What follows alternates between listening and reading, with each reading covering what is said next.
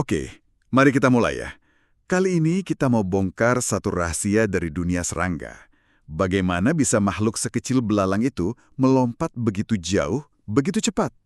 Awalnya kita mikir ini pasti soal otot. Tapi, ternyata rahasianya jauh lebih cerdas dari itu. Betul sekali. Ini tuh salah satu contoh rekayasa biologi yang paling elegan di alam. Jadi ini bukan soal kekuatan otot mentah, bukan. Tapi soal gimana cara menyimpan energi secara perlahan, lalu boom, melepaskannya dalam satu ledakan. Seperti katapel biologis. Katapel biologis, saya suka istilah itu. Nah, kalau kita bedah nih, yang paling kelihatan kan kaki belakangnya ya, besar sekali. Jelas ukurannya penting. Tapi apa cuma itu? Cuma soal kaki panjang dan berotot aja? Di catatan Anda kan ada istilah lock and load. Nah, disitulah keajaibannya dimulai. Oh iya, saya lihat istilah itu. Kedengarannya kayak di film aksi. Maksudnya lock and load buat belalang itu apa? Maksudnya persis seperti itu. Jadi sebelum lompat, belalang itu akan menekuk kakinya sampai rapat, lalu ada mekanisme internal yang mengunci sendinya di posisi itu. Nah, setelah terkunci, otot-otot besarnya, otot ekstensor, baru mulai kontraksi. Tapi bukan buat melompat. Oh, bukan untuk melompat. Bukan, tapi untuk mengisi sistem ini dengan energi. Pelan-pelan, inilah fase load-nya. Oke, saya ngerti. Jadi ototnya cuma buat ngisi energi secara perlahan, lalu yang jadi pegasnya apa dong? Ledakannya datang dari mana? Nah, ini pasti bagian soal protein super itu kan? Ya, seperti karet super. Saat ototnya kontraksi, semua energi dari situ nggak hilang, tapi disimpan di dalam resilin ini. Disimpan di resilin. Dan yang paling gilanya, efisiensi penyimpanan energinya itu bisa sampai 97%. Tunggu. 97%.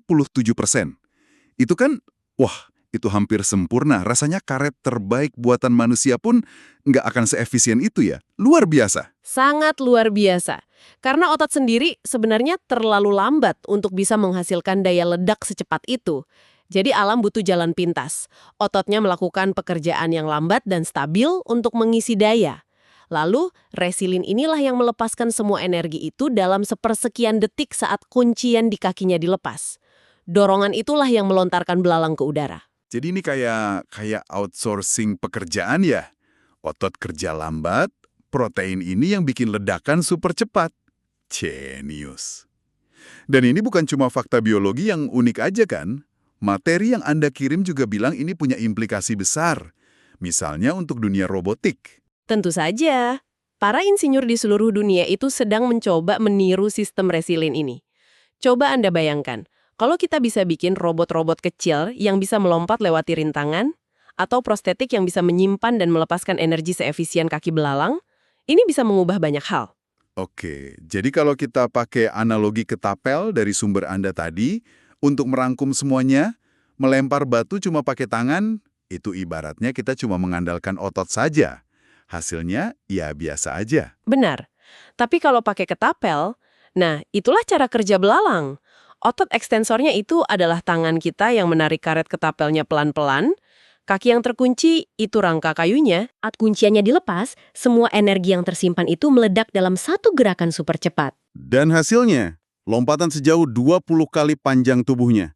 Di catatan Anda bilang itu setara dengan manusia melompati panjang sebuah kolam renang.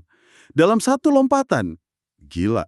Sulit sekali membayangkannya. Ini bukti sempurna bahwa di alam, solusi yang paling efektif itu seringkali bukan soal kekuatan mentah, tapi soal desain yang cerdas dan efisiensi energi. Jadi, setelah kita bongkar semua ini, jelas sekali ya, lompatan belalang itu bukan cuma otot kuat, tapi sebuah sistem mekanik yang canggih sekali.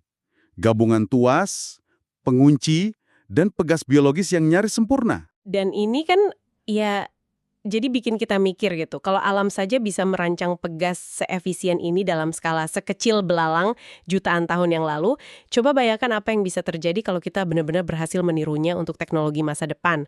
Mungkin saja robot seukuran serangga atau kaki palsu yang jauh lebih responsif itu bukan lagi sekedar fiksi ilmiah.